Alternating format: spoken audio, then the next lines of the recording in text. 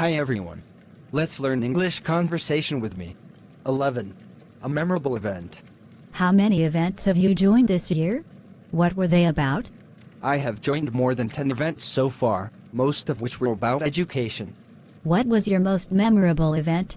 The most memorable for me was an international study conference, in which I was introduced to some famous universities in Europe to study overseas.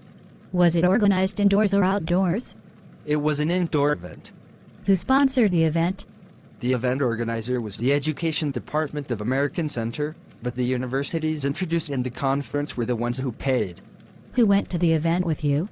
I went there with my friends, who shared the same interest in studying abroad as me. What were some performances in the event? There were not many performances. Each university representative just had a speech to introduce their school to students, and then they hosted Q&A session. Was the event shown on TV? The event was not aired, but there were television advertisements for it. How would someone market an event? Taking advantage of social media is a smart way to promote an event. Thank you for watching my videos.